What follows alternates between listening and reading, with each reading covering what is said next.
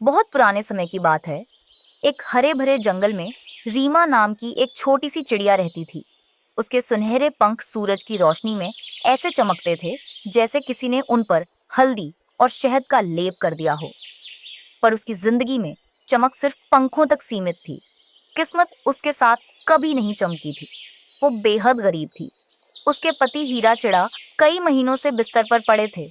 उड़ तो क्या, 2 कदम चलने की ताकत भी नहीं बची थी। उनका एक छोटा बेटा था चिंटू, जिसकी आंखों में सपने तो बहुत थे, पर पेट में खाने का एक दाना नहीं होता था। रीमा रोज सुबह सूरज से पहले उठती, अपने सूखे घोंसले को छोड़कर जंगल में खाना ढूंढने निकल पड़ती। कभी रास्ते में आधा खाया हुआ कोई दाना मिल जाता, कभी किसी पेड़ से गिरी सूखी बेरी। वही सब लाकर वो अपने परिवार को खिलाती। खुद के लिए अगर कुछ बच जाता तो अच्छा, नहीं तो पानी पीकर सो जाती। लेकिन गरीबी से भी बड़ा दुख था।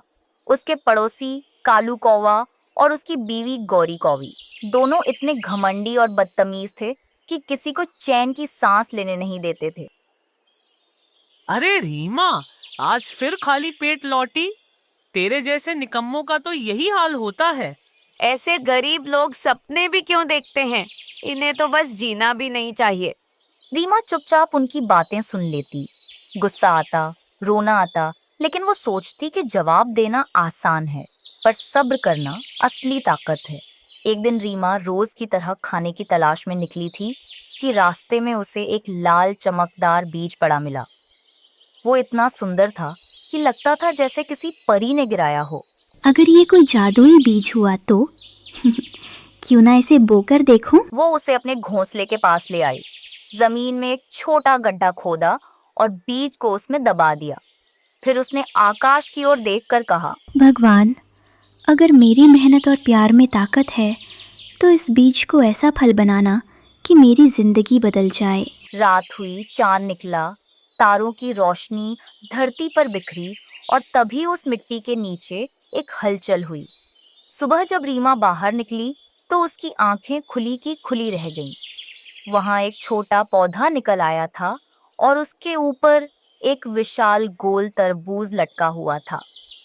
माँ, क्या हम इसमें रह सकते हैं?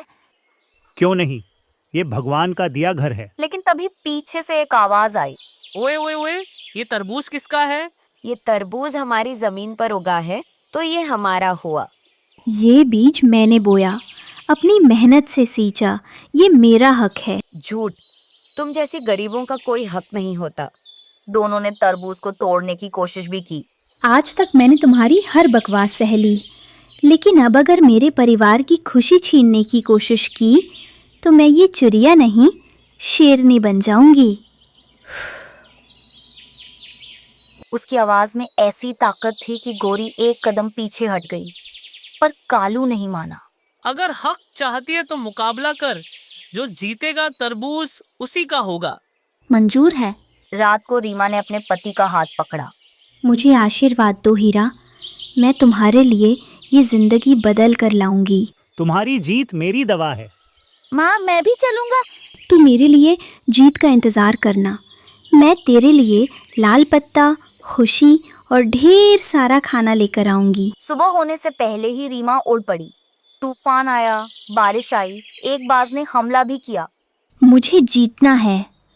वो पहाड़ तक पहुंची। हवा बार बार उसे नीचे धकेल रही थी ये मेरे बेटे की खुशियों का सवाल है। और वो छोटी तक पहुंच गई। ये जीत का पत्ता है। वहीं कालू और गौरी आधे रास्ते में ही थक गए थे।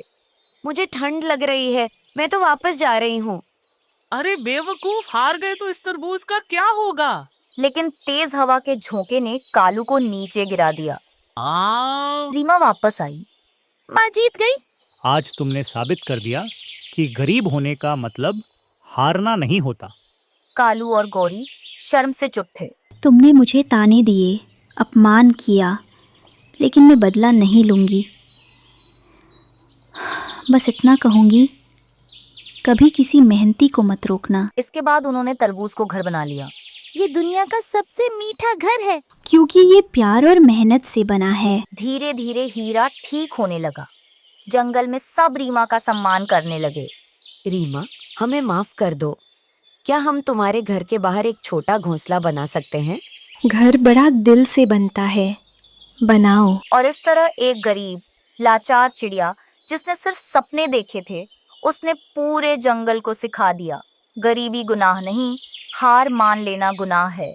मेहनत करने वाले का तरबूज भी महल बन जाता है।